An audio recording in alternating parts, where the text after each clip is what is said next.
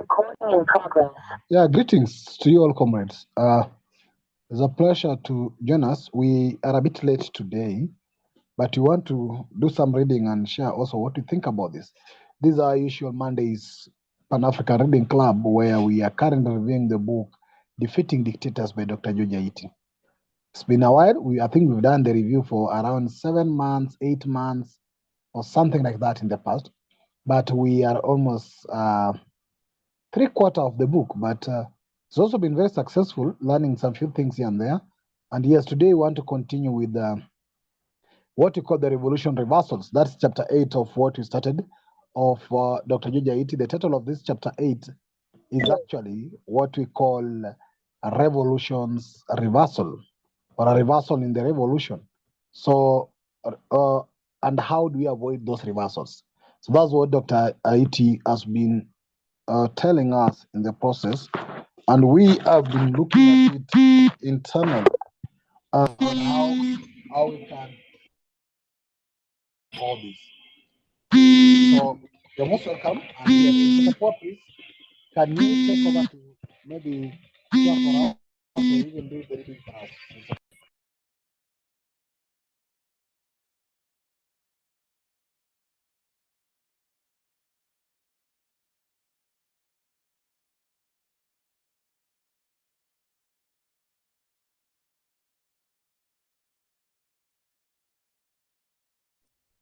Can anybody hear anybody else?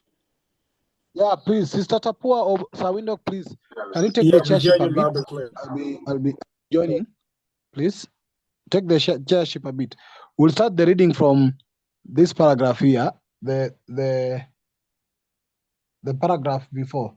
This one, the change on political dynamics. This is where we'll start our reading. So please, can anyone take the chairship just briefly?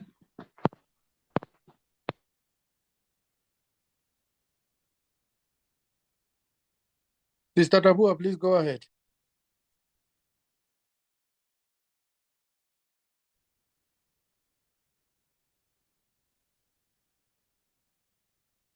Can anybody hear me? Yes, I can hear you.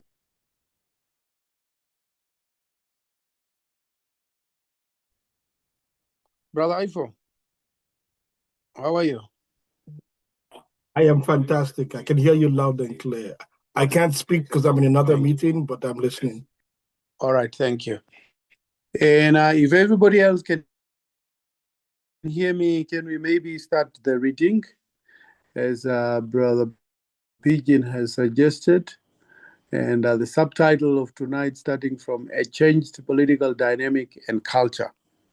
Sister Tapua, will you please lead us in as usual with the reading?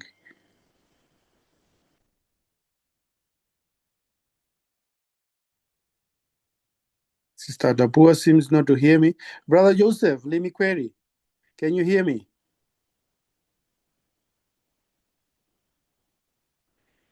Brother Joseph? Yes, I can hear you. Hello? Yeah, thank you. Yes, I can hear you as well. Yes, what are you saying? Yes, Sister Tapua, can you please... Can I Sister read? Tapua, Yes. can you please take us through the reading?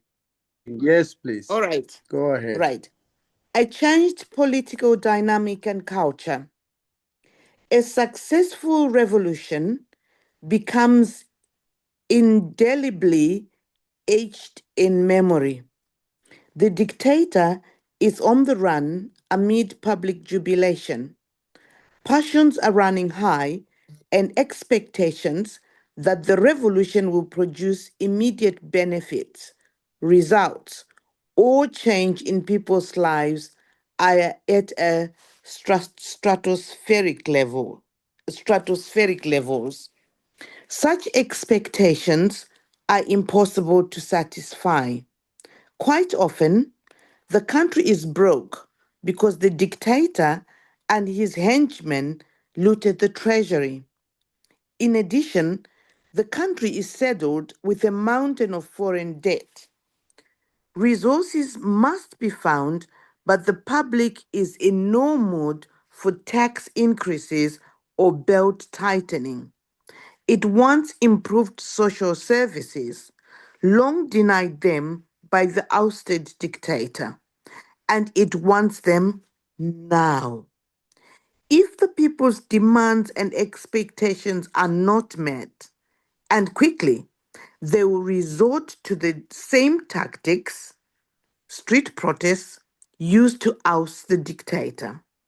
Witness Egypt and Tunisia. Early mistakes. Mistakes are bound to be made in the initial stages after the despot has been ousted. With passions running high, decisions must be taken quickly and on the fly. Gorbachev acknowledged that, in quotations, our main mistake was acting too late to reform the Communist Party. The party had initiated perestroika, but it soon became a hindrance to our moving forward. The party's top bureaucracy organized the attempted coup in August 1991, which scuttled the reforms.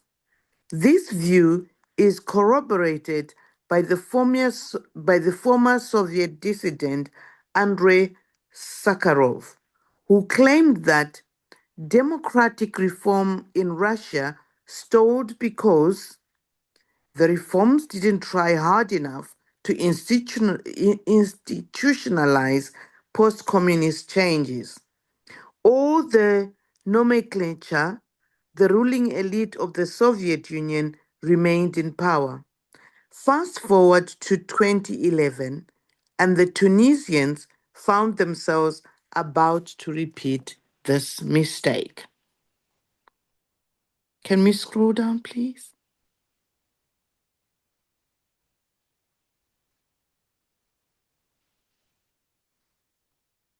Mhm. Can we scroll down, please?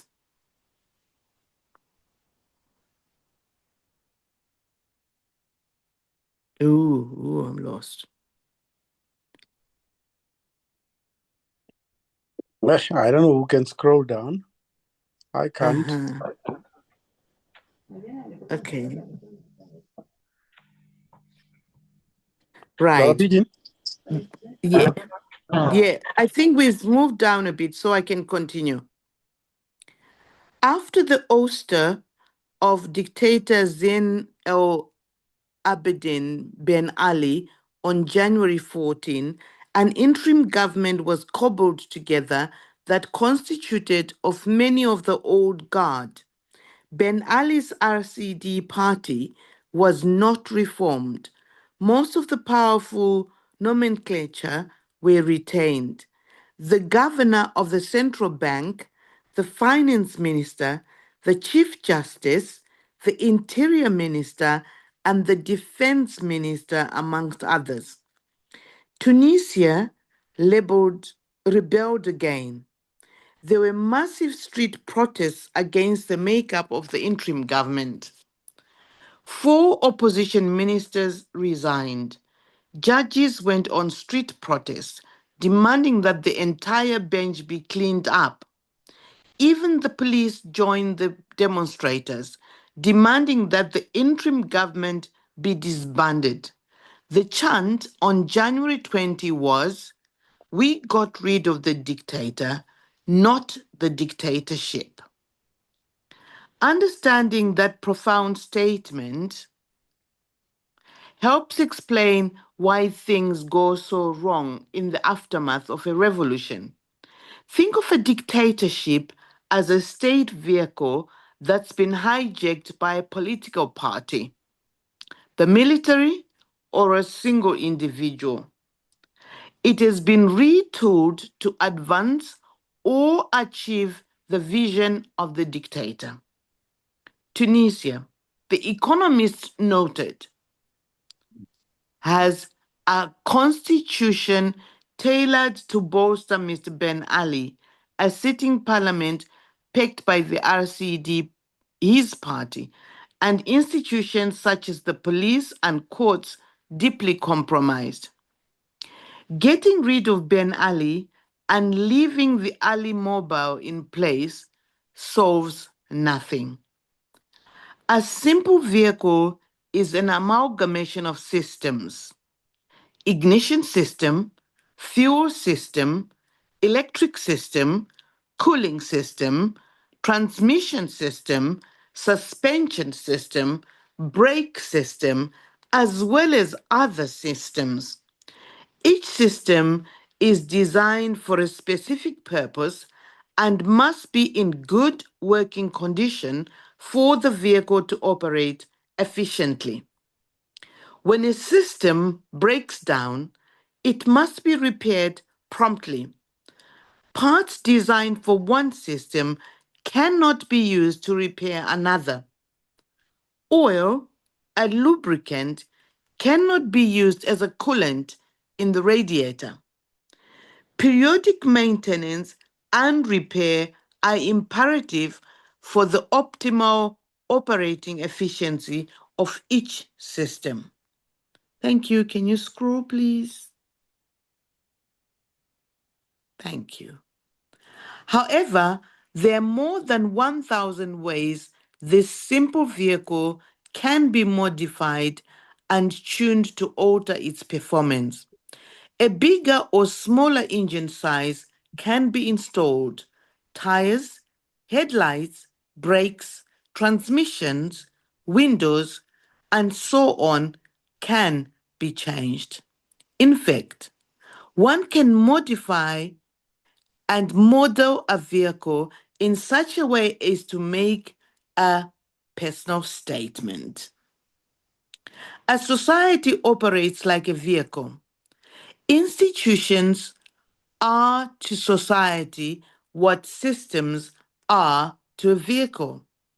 Society has such institutions and systems as the military, the police, the political system, the economic system, the educational system, the judicial system, the banking system, the civil service, and the, please scroll up. Media. Sorry.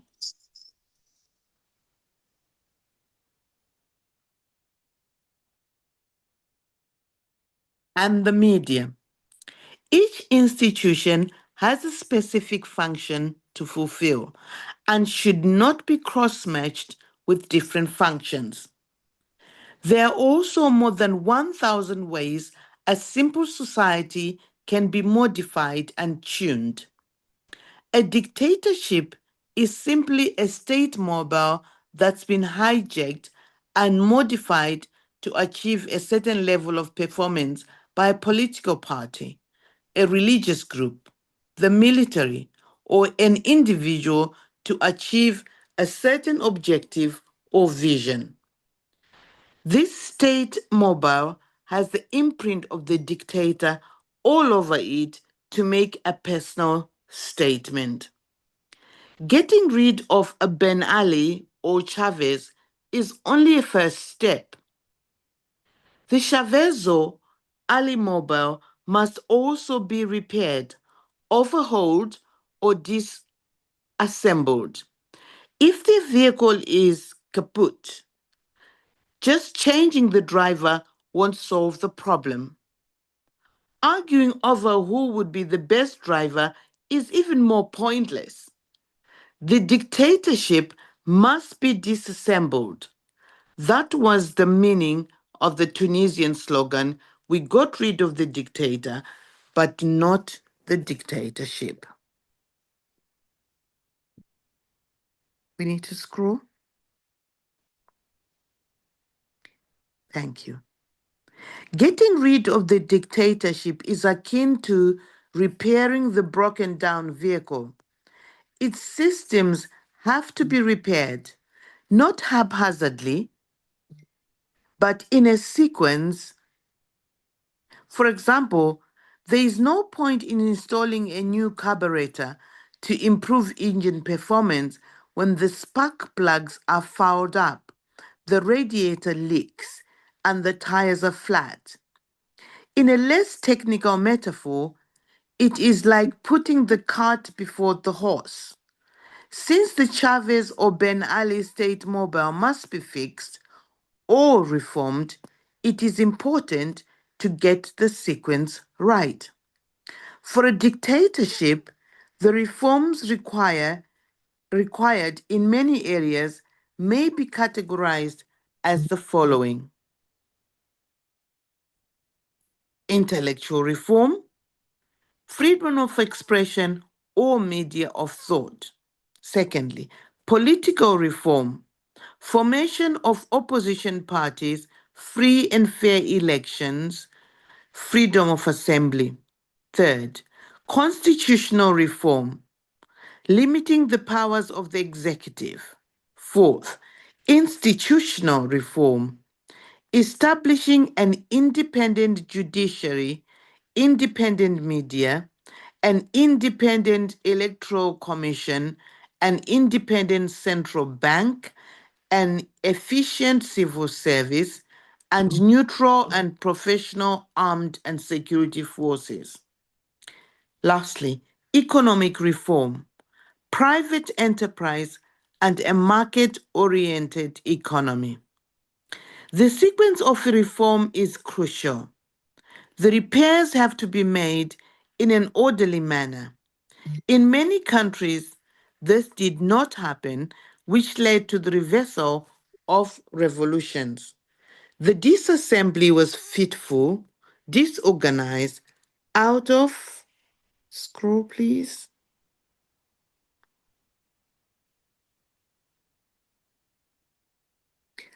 out of order of sequence and readily abandoned. One particular problem area was institutional reform. In Russia, the nomenclature remained in power and eventually put Putin back in power. In the Philippines, the military institution was not cleaned up, allowing Marcos loyalists to stage several unsuccessful coups. In Indonesia, the Golkar Party was not disbanded. The ideal sequence of reform should start with the intellectual, then the political, constitutional, institutional, and economic. Pushing economic reform before other types of reform is like installing a new carburetor when the spark plugs Where the are Easter fouled candy up. at? Where the Easter candy? Where the Easter candy at? Are you taking a soda? Got your shake again. Gonna put it. Sister Tapua, Yes, I can hear you. I can just hear go ahead, someone else please. in the background. Okay. Pushing economic reform Yeah, before I other have muted them. types. Go ahead, please. Okay. Pushing economic reform before other types of reform is like installing a new carburetor when the spark plugs are fouled up, or putting the cart before the horse. Second, as we shall see below, Western-style multi-party democracy can be unsuitable for many developing countries, and it has produced a slew of fake democracies, vampire states, and coconut republics. Scroll up, please. Thank you, Sister Yes. Okay. I think we Tapua. should stop there for now. Yes. Maybe we should end there for now. Yes, and I try to interrogate the passage that we have just read from a changed political dynamic and culture. Brother Pigeon, gladly take over your chairship. Are you in a position? Sawindok, can you hear me? Yes, I can hear you. Hello. Okay, thank you. Thank you very much, Sister Tapua. Brother Pigeon. And greetings to. Yes. Can you hear me? Sister Tapua, can you hear me? We can hear you, my brother. I'm saying thank you very much for stepping in, and thanks, Sister Tapo, for reading. And greetings to Archbishop John Milton, and also greetings to Brother Ifo and Brother Joseph. As I had stated a bit earlier, this is chapter 8 of the book Defeating Dictators by Dr. Joja Iti. And in this chapter, Dr. Joja Iti is trying to talk about reversals in revolutions. How do people make what is called revolution, or what is described as a revolution, and how do they go back? Because there's a possibility of people moving forward and also going back, thinking that you're moving forward, you can get yourself back to the same situation you're running away from. And how do we avoid such? Now, it started with the first subheading of our reading today is a change political dynamic and culture. And there is what Dr. Iti is saying very clearly. I would like to hear what other members think about it. He says that a successful revolution becomes indelibly etched in memory that the dictator is on the run amid public jubilation. Passions are running high, and expectations that the revolution will produce immediate benefit, results, and change in people's lives are at stratospheric level. Such expectations are impossible to satisfy. Then what happened? Quite often, the country is broke because the dictator and his henchmen looted the treasury. In addition, the country is saddled with a mountain of foreign debt. Resources must also be found. The public is in no good mood for tax increment or belt tightening. They don't want to hear that. It wants improved social lives, social services, long denied to them by the outside dictator, and it wants them now. If the people demands and expectations are not met, and very quickly, what happens? They'll resort to the same tactics, again to the streets, used to house the previous dictator, and that was witnessed in Egypt and Tunisia. What do you members think about that text? Feel free to unmute yourself and share what you think with what the author says in that paragraph. Anybody? Yes, please. I'm just wondering, I think it was towards the last paragraph when he's discussing the order in which he thinks things should happen. And I'm wondering whether we can match that order with the first paragraph, because the people want the things done now. And I'm not sure that's where he's starting in his recommendation in that last paragraph. Could we possibly go there to see what he's suggesting, please? Intellectual reform. Yes. Which means Yes. freedom of expression, freedom of the media, and freedom of thought. All That's right. the first one. Mm-hmm. The second should be political reform, which would entail formation of opposition parties, free and fair elections, and freedom of assembly. Only then will you go to constitutional reform, limiting the powers of the executive.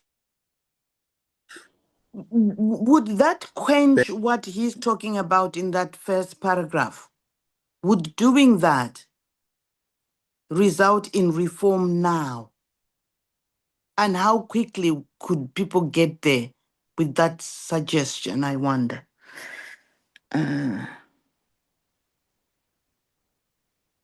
Because I'm thinking, at least if I don't people are think given so. Yes. No, I was just thinking, if people are given the room to vent, to say what they want, it gives the people coming into power the ability to just vent and let the pressure release. But my struggle is co-opting the intellectuals to make sense of what the people are saying in order to feed into the constitutional reforms. Because he's putting economic last. And I'm thinking if people are in a position like we are in Zimbabwe, we just need the pressure to be released on us economically, giving us the voice to say what we want. Yes, it makes sense because we release. And if the people who are coming into power act like they're listening to us and they quickly implement what we're suggesting, then yes, possibly. But at the end of the day, it's bread on the table, I think. I don't know. I suppose that's why we're here to discuss this. I'll stop there for now. Thank you, Sister Tapua. What do others think? Let me go back to the first reading subtopic or subheading so that we hear what others think. Mhm.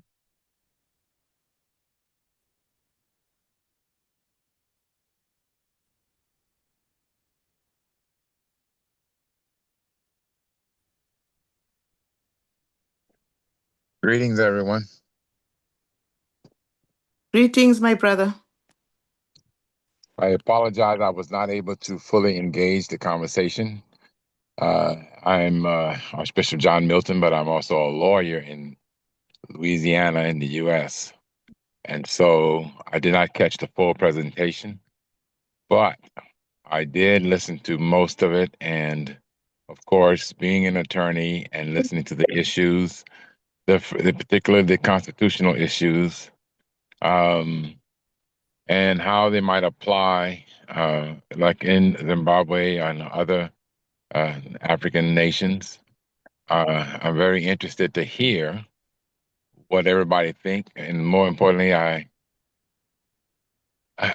ponder and I sit, and as I started making trips to Africa in recent years and learning of the tribal nature of African nations and how it is that governance of old, governance of old, appeared to be tantamount to a dictatorship, but the big distinction being that dictators of today do not rule as our kings of old, or the leaders of, our tribal leaders, those people who were servant leaders, who whatever they did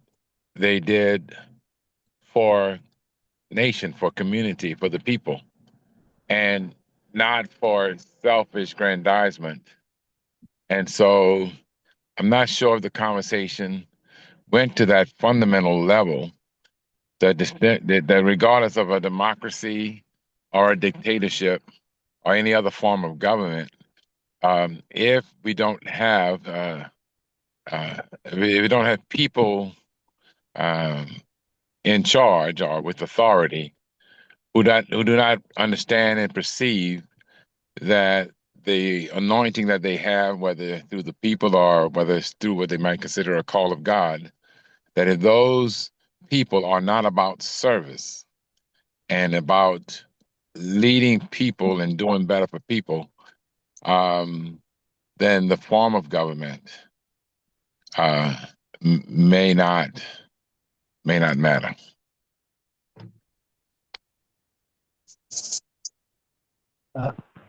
Archbishop, greetings.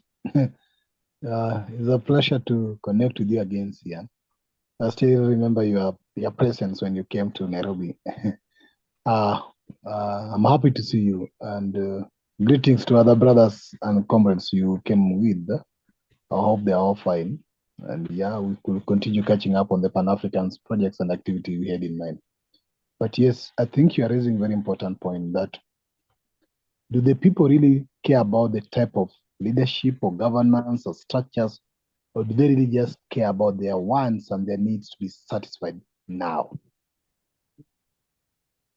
That's very important because there are people in countries, somebody will say it's dictatorship, but the people are not complaining.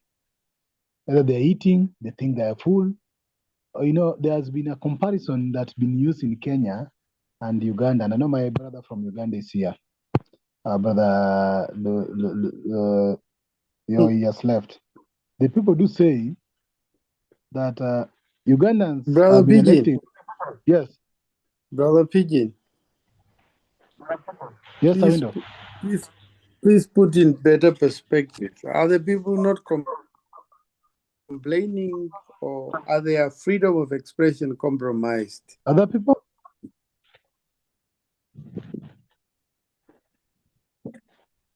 Are compromised?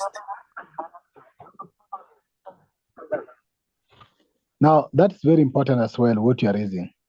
But let me use the Uganda example maybe to answer that point you are raising. Kenyans do that Ugandans have been electing Yoweri Museveni because Yoweri Museveni only ensures that their stomach is full. So once Ugandans have eaten and they have food enough to eat, which Kenyans believe that really Uganda has enough food to eat, they believe that Ugandans will never complain of anything. And maybe Kenyans think that Ugandans are too afraid or their stomach is full, and they'll give you examples that if you go to Uganda, a beer is very cheap. It's very, very cheap, 75 shillings of Kenya, or Kenya 75 shillings. There's banana, people are full, there's a lot of food to eat. So they don't, that's what basically what Kenyans, some of the Kenyans do say about Ugandans. But on the other side, Kenyans do say that the Tanzanians are people who are always born to be maybe obedient, very silent. The Ujamaa system under Nyerere made them to be more of submissive and very, very polite. So they don't care. But then when you come to the Kenyan side, everybody see Kenyans like these people are always troublemakers. When they go to the street, they cause chaos. When the president says something, they abuse him directly. They bring him down. They don't care. They knock everywhere else.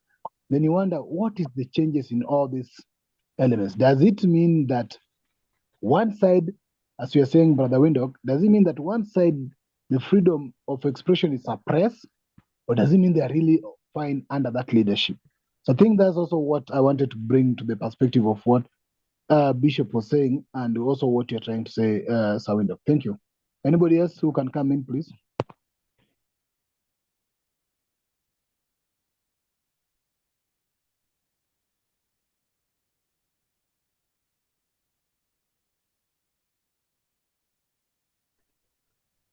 Hello?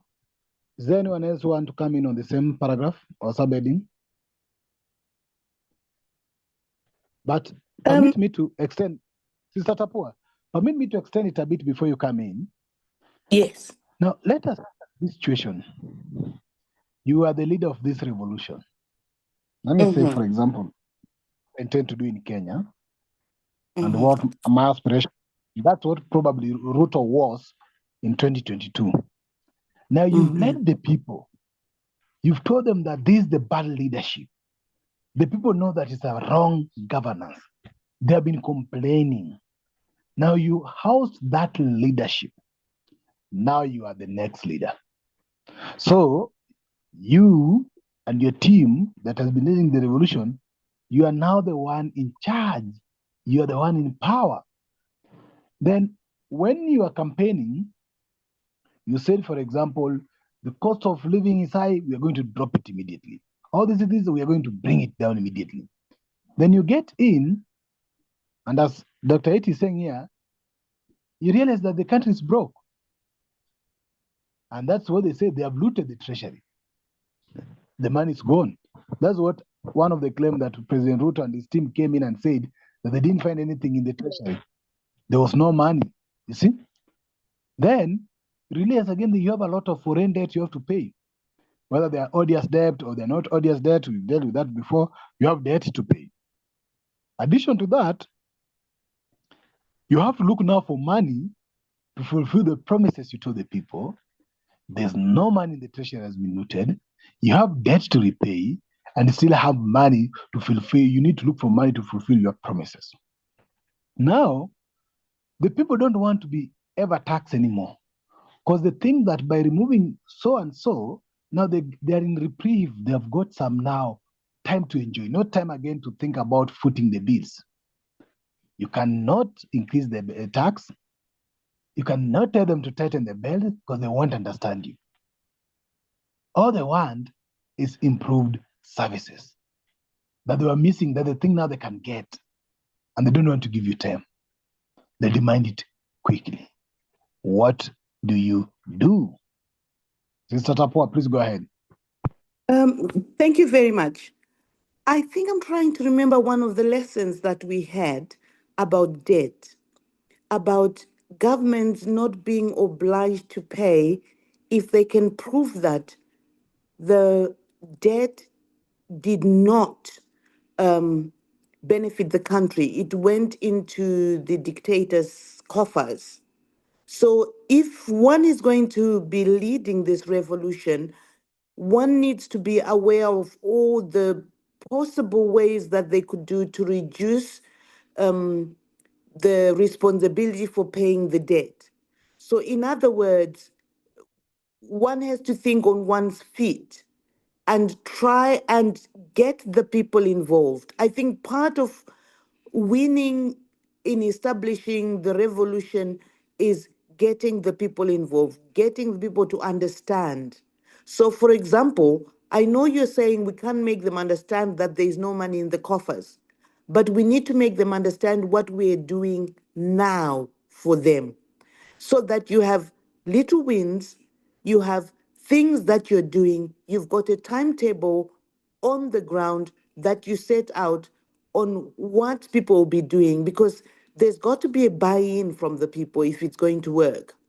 So you come into power, get people involved by the constituencies of whichever groupings you have, get them to suggest, given a situation such as there is no money in the coffers, what is it that could be done to alleviate the pressure? And then see if you can work with that. Because I think a lot of people are reasonable enough to realize, to suggest what it is that they think could work for them for the particular season, even for the short term. Particularly because I've been reading about countries that don't have taxes to pay for their people. How do they achieve that? And to what extent is that feasible in an African context?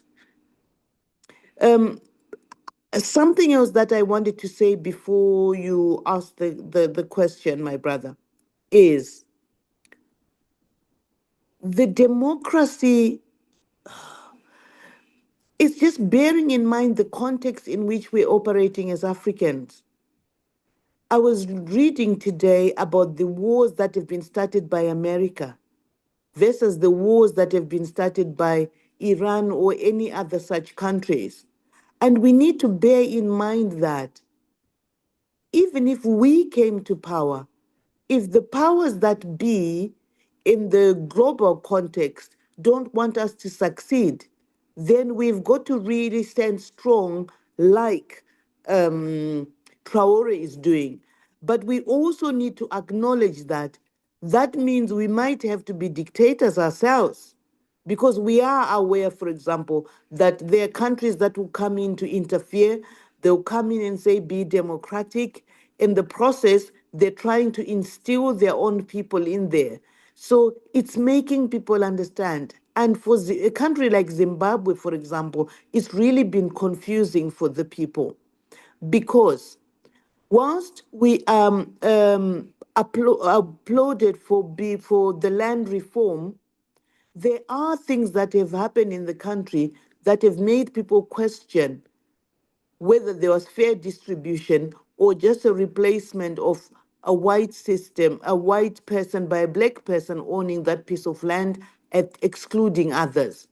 So when people want to protest, they're told he will come back, the white man will come back. Or if you try and say something, then you'll be told, oh, you're on the other side, you want these to come back. And yet that's not what you want.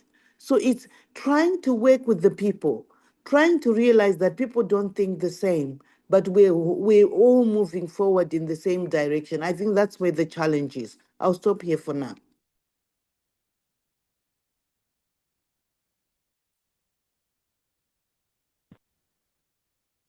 Thank you, Sister Tapua.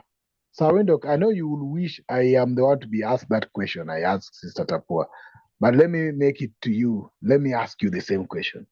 Based on that paragraph 1, what will you do? What was the question, Brother Pigeon, again? The question is in the paragraph 2 of that subheading, that you have led the revolution. Yeah. You've been part of that movement. Yeah. Now you've succeeded. Then you get to the government, you realize that part 2, the paragraph 2 is the reality. What do you do? I wouldn't be that person leading that revolution to start with. Because I know,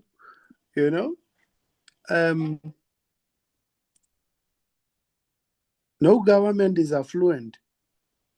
All governments are broke. Thank you. And the economy has been stifled because government coffers are all empty. Now you want to lead that revolution to do what? Wait.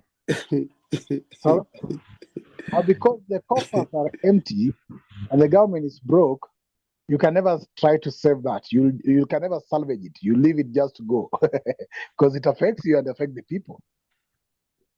You just keep silent. You say, "I'm not going to be part of." No, that was just. Let me put it to the context to you, Brother Window. That is exactly what happened in Kenya. When Ruto in 2022 came up with the hustler narrative, it was that the poor have been oppressed, and that the part of their problem is the rich. Same way maybe we make the argument of the capitalism and the rest. And that Ruto, as once a hustler selling chickens, is coming up with a government called bottom up. So he promised the ordinary citizen, the informal sectors, that this government will be the government of hustlers.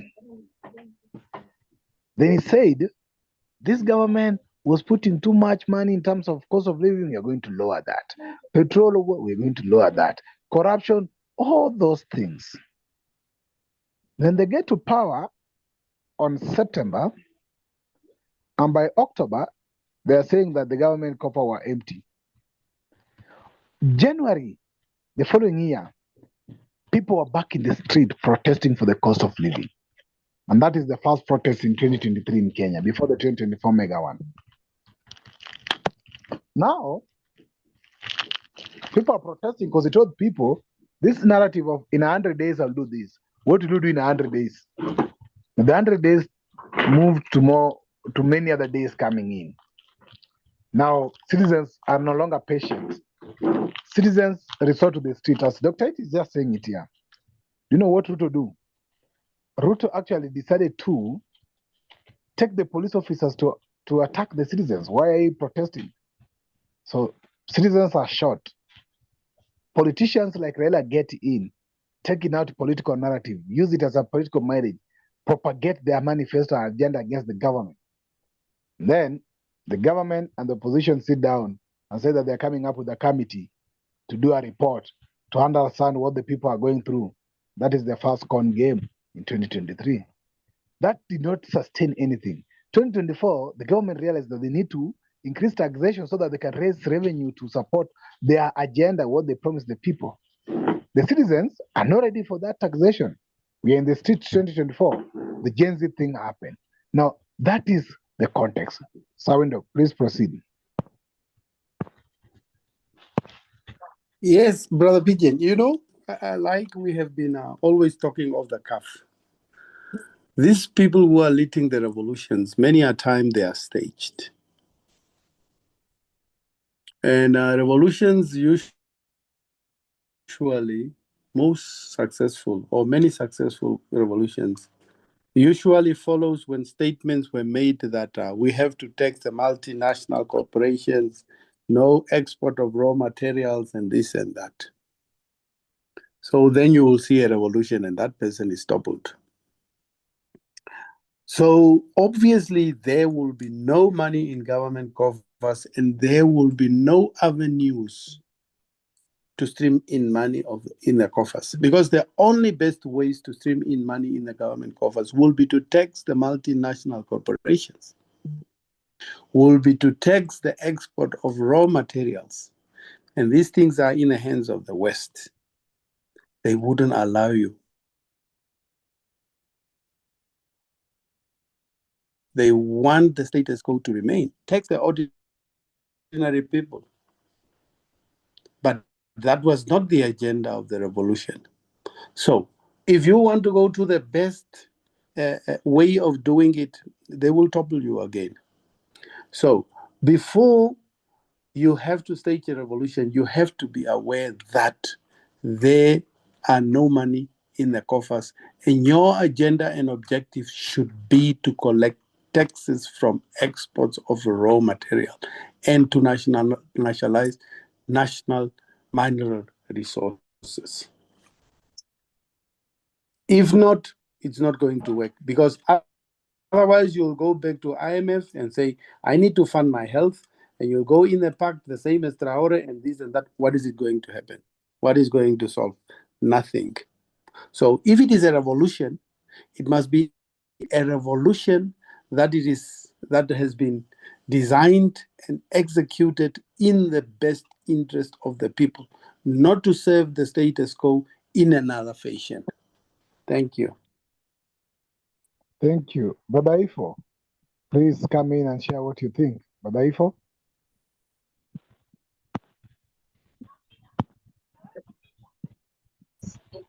Give me a moment. I'm still in another meeting. I can come in at the last.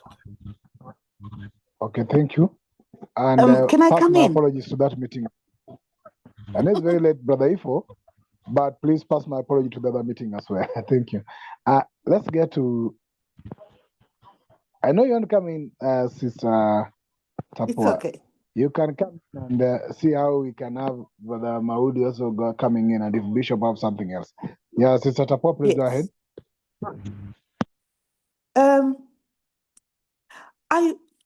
For a long time in my mind, I've often thought, if we're going to govern for the people, and the European Western type statistics say our people live under $1 a day, if we were to close the borders and international corporations, like my brother is saying, we state for them what the position is, and that we're looking after number one, which is the people.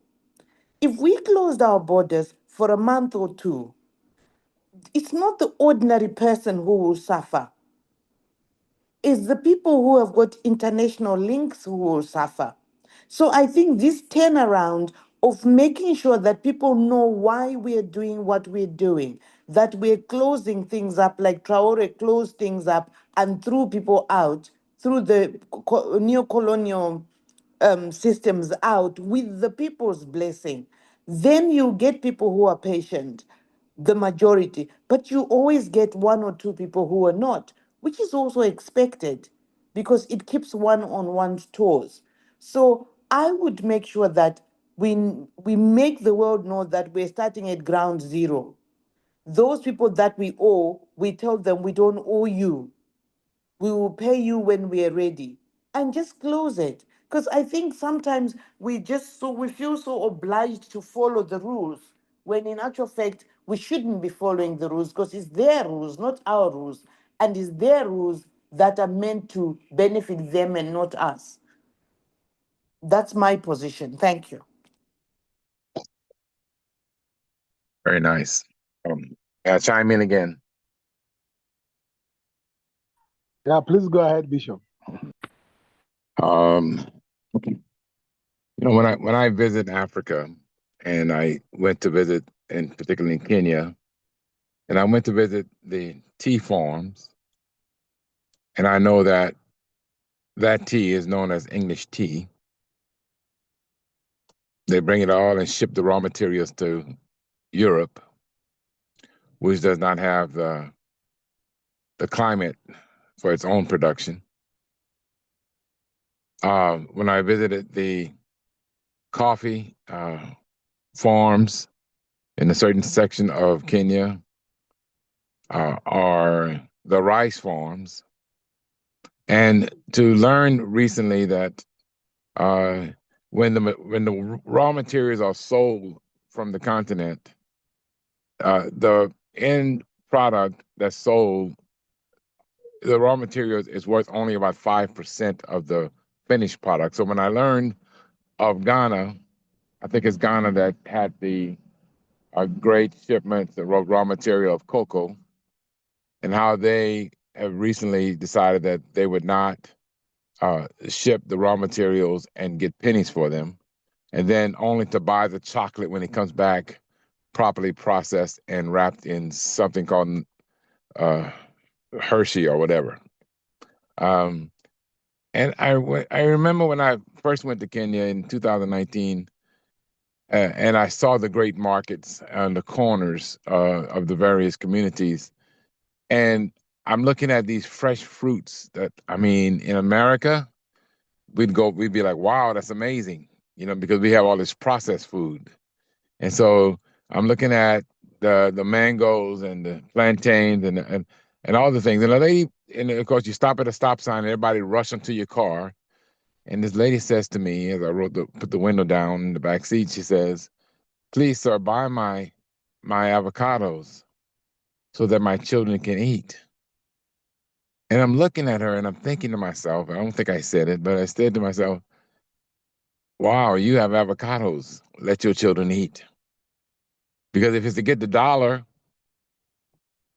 if it's to get capital, but it can't be that we need capital to feed our children. We need food to feed our children. And particularly Kenya is a breadbasket of food. And so I think that because we have subscribed to international systems superimposed upon the African nations, many African nations, we don't see the true nature of what we need to survive. And I pass by the farms, and whether it's in rubber in Liberia or Del Monte pineapple farms in Kenya, where I see miles and miles of rows of pineapple. And I'm thinking to myself, in North America, we import tons of food from Central and South America because the climate is better for it. And in Sub-Saharan Africa, it feeds a major portion of the global world. And we know that, as at least my study of trying to understand our African history, culture, traditions, which are very diverse, but that we are amaterial. Afrocentric people are amaterial.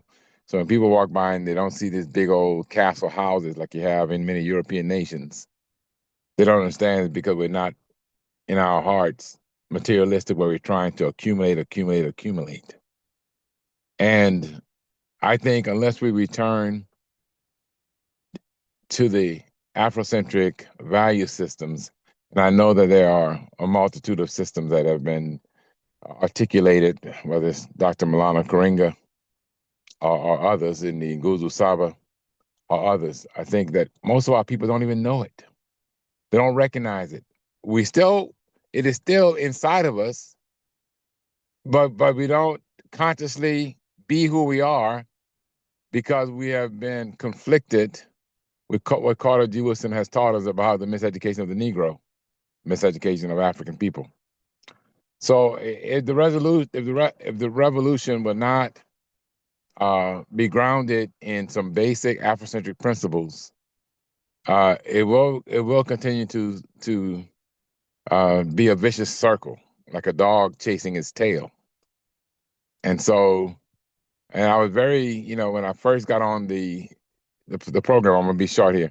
When I first got on the program, I'm listening to our presenter, and I'm listening to the description of the various systems and the analogy of a vehicle to the systems of how things run. And yet I'm thinking, are there some African-centered systems that might be more suitable to be the foundation of the revolution? And so I'm going to stop there because I can be long-winded. Thank you, Bishop. It's very, it's very touching when you talk about the multinational companies. Some might know that I've been almost bred in multinational companies in Kenya. I've been raised up there when I was, I think, age 2 or age 1. Lived my entire life there. My parents, in fact, my mom is still working that peanut in the multinational company up to date. My dad joined the multinational company in 1976, worked all his life until 2011, and left to go home with nothing, even in his retirement period, that was valuable enough even to transform our family after staying there for almost 50 years. Of course, been working part of it that the amount we were being paid for a kilogram of tea is 15 shillings, not 15, it was actually 5 shillings. And that had moved from 3 shillings per kilogram. 5 shillings is something almost a third of $1. While at the auctioneering level or in foreign markets, 1 kilogram is going for $3.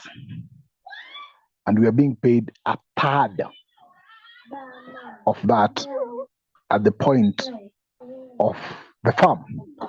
And when Sawindok talks about the ability to nationalize your resources and ensure what even Ghana did, if the government could take full ownership and say, okay, from today moving forward, our people are not going to earn that a third so that we export it to you for you to make the profit. We are going to sell it directly. You have already money to start running your systems, you see? But again, the big mistake is that, as one of us said, some of those who purport to lead the revolution, like what Ruto purported to do, he was not a hustler. He was part of the system that gets out to distract the public so that the public can maintain the status quo, so that when you get him in, he goes back to still fulfill the system's intentions and end product. Well, you think that now you're going to have your new system in. So this is part of the story of African revolutions, where the people see hope and somebody come to you take advantage of that ability for them, that advantage that they are so vulnerable and they just want change, and then they forget everything else. So these are love examples, and the key question we are still pondering is, what do you do after the revolution? Because one thing we had agreed in our class previously, that the success of the revolution is not the change of leadership, but how that new leadership transforms the lives of the people. That is the most important thing. So thank you very much. Anybody else want to come in? We are still having some 3 minutes. I know we started late.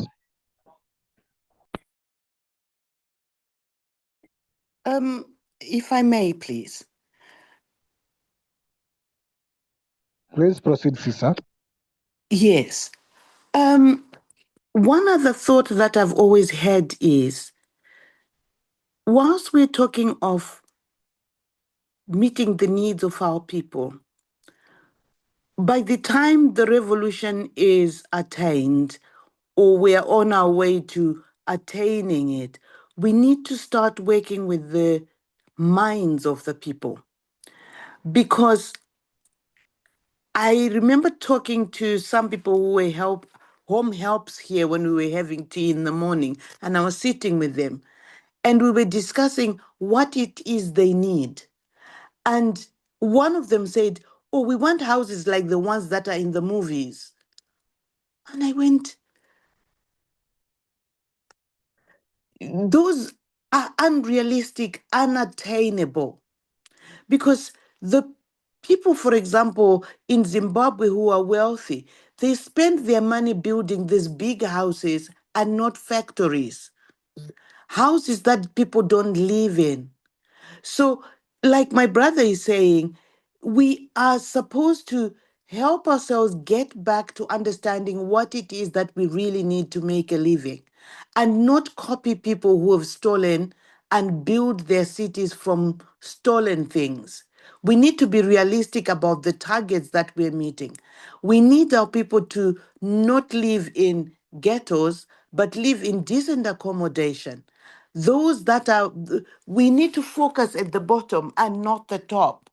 We need to help people understand what is important: food on the table and good roads, and then help them to start businesses and so on. Because I think is that orientation where even the people who are scamming, they will scam to buy a GD6, which is 10 times the value of the house they live in. And that's absurd. So it's dealing with that mindset, getting people to really understand and work towards the attainable. But I think you need to have their buy-in, which is really important, because otherwise we're going to go backwards.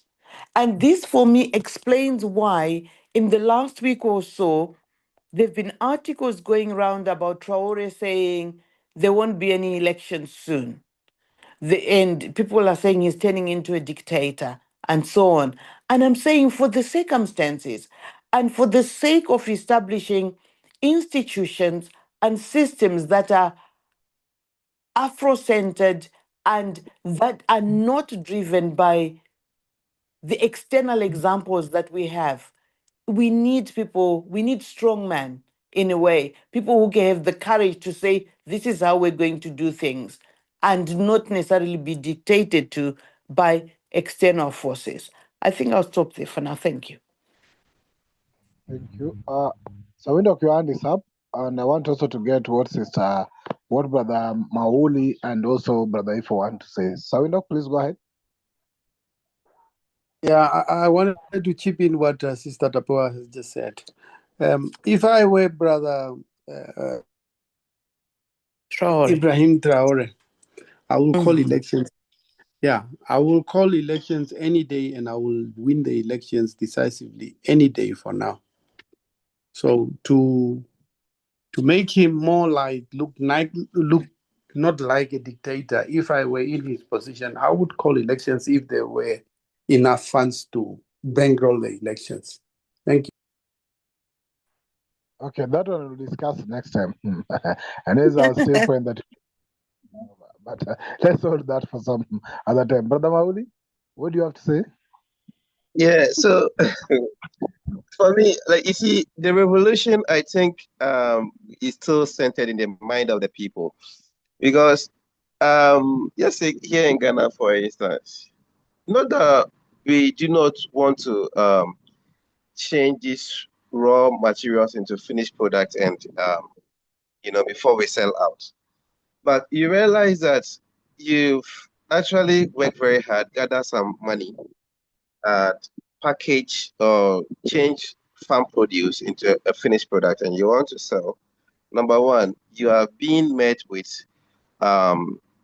systemic, documentations, which sometimes could take you most about 5 years because you do not have the money. You need these documents. You need this document. By the time you spend money trying to acquire all those documents, you do not even have the capital to even be able to do the finished product. Now, where do you tend to? You tend to the government that, okay, I have this plan, this proposal, and all that stuff, and I really have met all the requirements.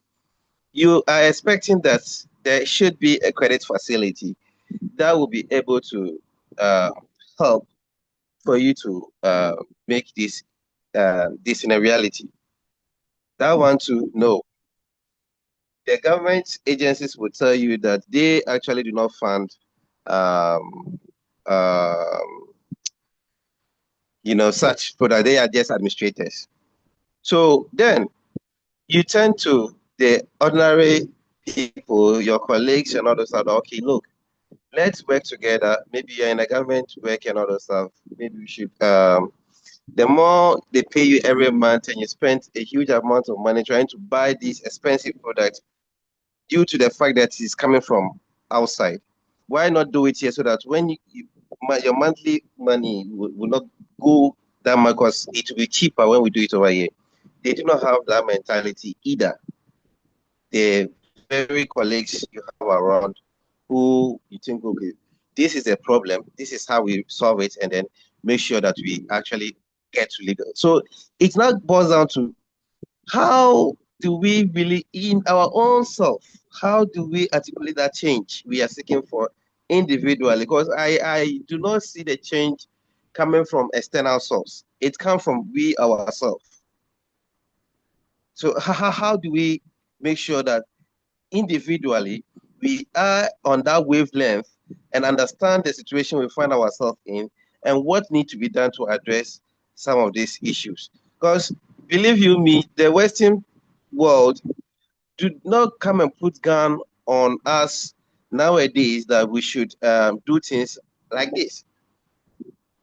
The bank or the credit facility will prefer to remunerate somebody who has secure contracts from outside than to fund the local business to grow. So these are some of the basic challenges we have. So if we are talking about the revolution, it has to start within our own way of doing things. Thank you.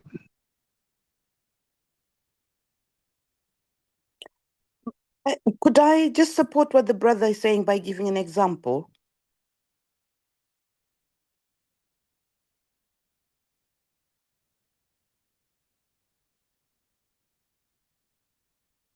Hello? Hello, I think, yes, Sister Tapo, I hear you. But I think we are extremely also late. Can we then Okay. probably just make a pause a bit maybe and continue from here next week? But let me hear what Bishop has to say. Bishop, maybe a minute before we close this. Okay. Well, I'm very delighted again to be invited to participate and to hear and to share. I think this is an awesome topic, and I know we focused a bit on the democratic processes. And I noticed that the topic, the written topic on our introduction to this particular class meeting was not just democracy, but dictatorship and communism and communalism and the whole wide variety of precepts and concepts. I'm very interested in us finding all things African and the source of all things African, because I think therein we will find the truth and the direction that we should go. And while we have, again, some articulations of Afrocentric ways of being, until we remove the Eurocentric white male Western ideological mindset from our brains and decolonize our minds, so that even when we try to do what the president of Kenya has tried to do, he made presentations, but he couldn't follow through with it. It may not be so much the dictator, but the subject that our people of African descent, whether in the diaspora or on the continent, whether our people, our minds have been so distorted, And I share with everybody. I'm going to make it short because I know our time is out. But I tell people all the time that when the Brown versus Board of Education case came out in the United States in 1954, that led to the integration of white and black people, it was 9 white men who were Supreme Court justices. But it was predicated upon evidence that was presented at the trial court that showed that black people thought bad about black people, and that white people thought bad about black people. So when they asked the question to children using a baby doll, they would say, which one is the pretty doll? The white doll was prettier. Which one is the smart doll? The white doll. And both black children and white children said the same thing. So when we're going to look at a product in a store and see something is from Africa and something is from a European nation, we still choose the European product, even though the African product may be much better. Until we deal this, if we got any nature, if we got any claims for reparations from the European world for what they've done to us, whether through colonialism or slavery, we got to get back to the root. As Dr. King was asking in 1967, where do we go from here? The question is still not answered. We just got lost after he got shot and killed. We got lost because we even stopped asking the question and think that we had reached the promised land. And every affirmative action program put into the United States of America, we've come to learn it was all a facade. It did not lead us out. So we still have the black ghettos. And the black people in America are still disproportionately poorer than white people. Just like black nations are poorer than white nations. And so we still have to now find our own affirmative action to be taken. And I don't think that we're there yet. I think that the intellectuals, the religious communities, and those of political in political powers, we have to do what Du Bois talked about when he talked about the talented 10th. That is, the group of people who are to lead our people out of our captivity. And sometimes our captivity is within our own minds. So we must decolonize our spirit, decolonize our minds, even though it appears that our bodies have been decolonized and liberated. But I enjoyed the conversation. Again, I apologize for my tardiness. Oh, that is the man of God.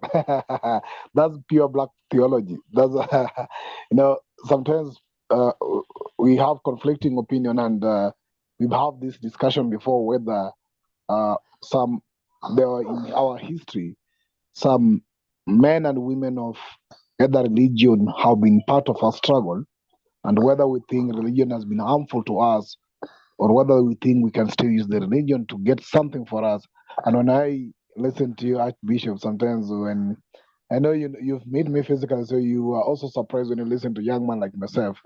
But when I listen to you, you bring the other positive vibration on assurance that we still have our men and women who think that is the right thing to do for us and that they can use that for themselves. Anyway, we are thinking is a project on the line, the Pan-African Unification Church.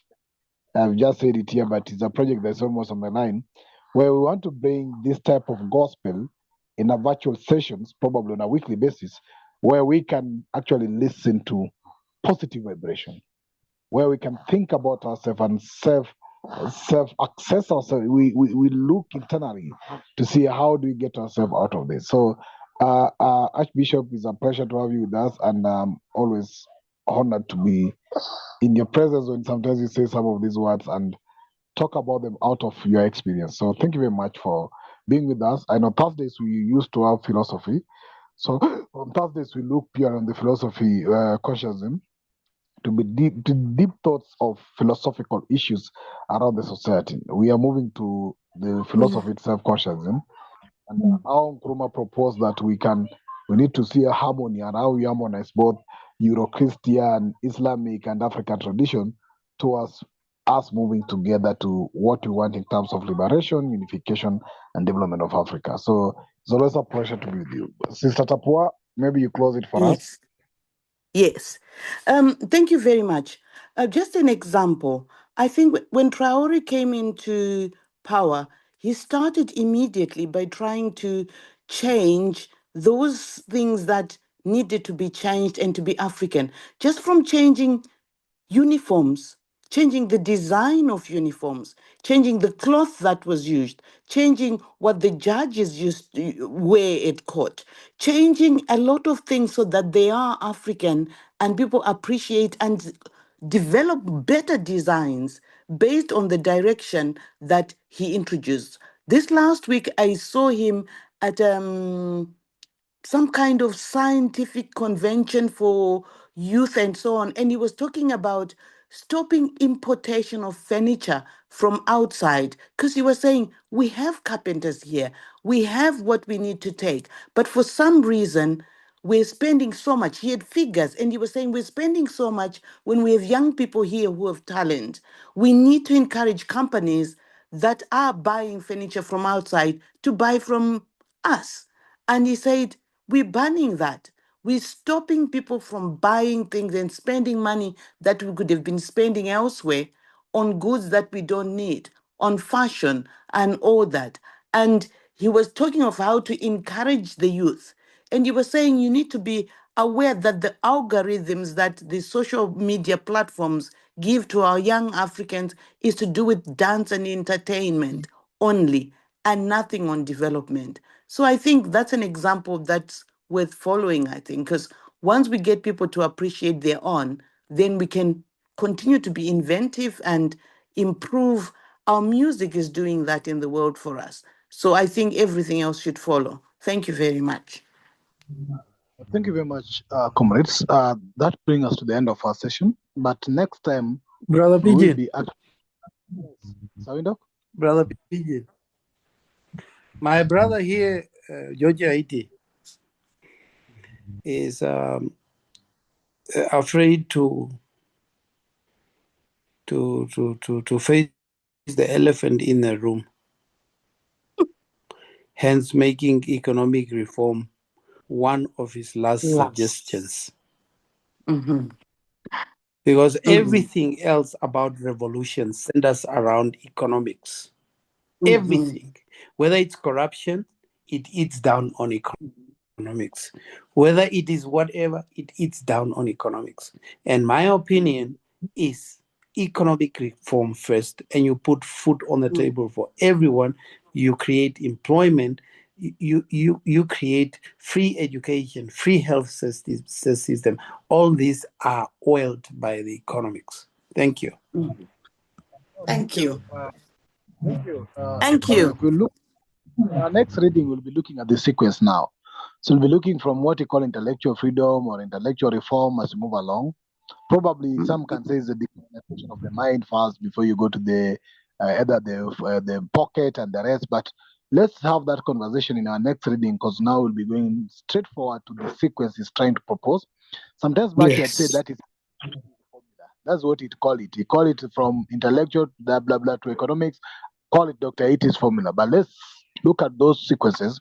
Let's analyze them. As we say, we are not supporting Dr. Iti's thoughts or writings, but we are here as Pan-Africans to critically look at them and analyze them. We do not share his position as a unilateral or as a group decision, but we are engaging in his text from an independent thought and from us sharing our thinking based on what we know and what we have. So that's what you're doing. Let's look at the sequence of what formula is proposing, and let's see how it can work out for us. So having said that, comrades, let's just meet next Monday so that we can do this. But Thursday we have the consciousism, and the next Saturday we still have our unification sessions going on. There's a comrade called Dr. Mitri, or Teacher Mitri. Teacher Mitri is offering very valuable history of Africa.